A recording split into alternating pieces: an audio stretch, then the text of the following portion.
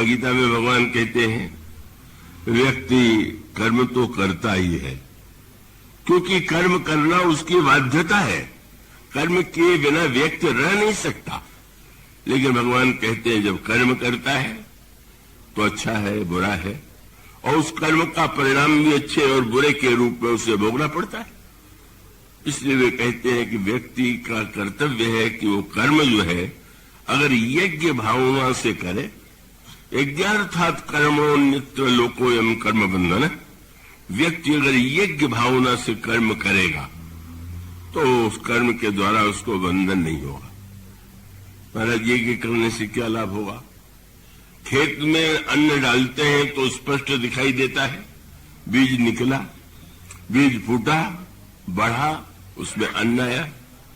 अब अग्नि कुंड में अन्न डाल दिया तो वो तो यही दिखाई दे रहा है कि जो था भी वो भी भस्म हो गया।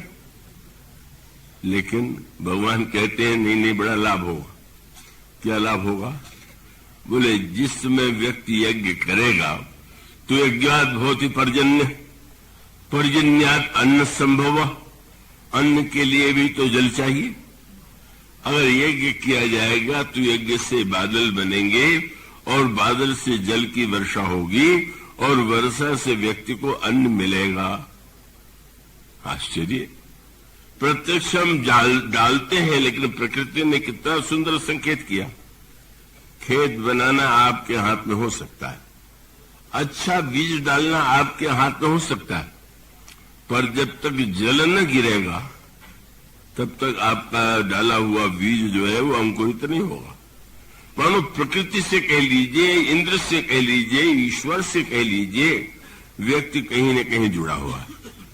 और जब जुड़ा हुआ है तो भगवान ने कहा यज्ञ के द्वारा व्यक्ति को अन्न, मेघ बनेंगे, मेघ से वर्षा होगी। क्या लाभ हुआ? खेत में अन्न डाला तो भी बीज से अन्न मिला। पर मैंने सूत्र यही है कि जब आप खेत जोतते हैं तो किसान मान के चलता है मेरा खेत, जब उसमें बीज डालता है तो ये मानता है कि मेरे द्वारा गया बीज है। जब खेती बढ़ के पकती है तो समझता है मेरे परिश्रम का ये फल, और वो अपने घर में लाता है। लेकिन यज्ञ से जब बादल बनेंगे तो बादल केवल यज्ञ में आहुति देने वाले के घर में थोड़ी, खेत में थोड़ी बरसेंगे। किसी ने दिया था यही बरसो और खेतों को छोड़ दो। वो जो बादल बनेंगे सबके खेत में वर्षा करें। बस मूल तत्व यही, स्वार्थ कर्म बीज डालना, और यज्ञ माने सबके लिए। आपने अपने खेत में अपने लिए परिश्रम किया है तो ठीक, पर दूसरों के खेत में भी पानी जाए, दूसरों के खेत में भी खेती हो, अन्न हो, और अन्न हो तो सबको तो लाभ मिलेगा, सबको प्राप्त होगा। अगर आपके खेत में खेती लहलहाए और दूसरे के खेत में न उत्पन्न हो, यानी कितने झगड़े होते हैं, किसी के यहां अन्न हो रहा है किसी का नहीं हो रहा है। इसलिए रामायण में वो बड़ा व्यंग भरा दोहा है ना, क्या दोहा ये है, देने और लेने के संदर्भ में वो दोहा आपने पढ़ा होगा जिसमें कहते हैं कि फल भारन भरी बिटप सब रहे भूमि नियर आए, पर उपकारी पुरुष जिमि नमहि सुसंपत्ति पाए। आम है, आम के वृक्ष में फल आया, पर शब्द इसमें दो है और बड़े महत्व के। क्या? ये जो आम वृक्ष में चारों ओर है, इसके लिए दो शब्द है। एक शब्द होता है भार और दूसरा शब्द है संपत्ति। इस दोए में पहले में है फल भारन भरी बिटप सब रहे भूमि नेराय।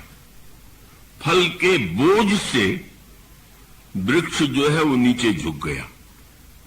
कैसे? बोले पर उपकारी पुरुष जिमि, आम का वृक्ष मानो परोपकारी, और वह परोपकारी होने के नाते संपत्ति पाकर के झुक गया। किसी ने आम से पूछ दिया इतने बढ़िया फल है, तुम क्यों इस तरह से नीचे उतर आए? उसने कहा अगर हम नीचे नहीं झुक जाएंगे तो लोग लाठी मार करके तोड़ेंगे, तो इससे अच्छा यही कि जरा नीचे झुक जाओ। और उसने कहा कि हम अगर रख भी लें तो क्या हम रख पाएंगे क्या? अब जो संपत्ति रखते भी हैं, वस्तु रखते हैं, क्या वो सदा रखे रह सकते हैं क्या? क्या उनके साथ जाने वाली है क्या? कोई व्यक्ति नहीं रख सकता। आम ने इस सत्य को जान लिया तो जो सड़ जाएगा, सड़ने के पहले ही अगर वो दूसरों को मिल जाए, और झुक करके मैंने विनम्र हो गया। और विनम्र होने के साथ साथ जब किसी ने कहा कि तुम तो बड़े दाता हो, तुमने दिया, तो उसने कहा कि दिया थोड़ी, मेरा भार हल्का कर दिया। आम बहुत हो जाते, कभी डाली टूट जाती। तो उसका तात्पर्य यह है कि वह अनुभव करता है कि लेने वाले ने कृपा करके मेरा भार हल्का कर दिया, और वो मानो इस भाव से अपने को निरंकारी बना लेता है। उस सत्य को समझ गया है कि जो वस्तु सदा नहीं रहने वाली है, उसे उदारता से देना ही व्यक्ति का कर्तव्य है।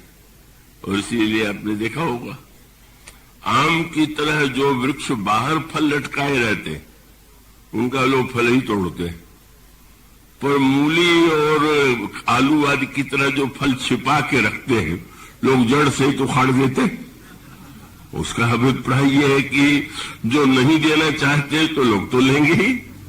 इसलिए मानो बुद्धिमान व्यक्ति जो है इस सत्य को समझ लेता है कि हमारा स्वार्थ तो सबके स्वार्थ से ही जुड़ा हुआ है।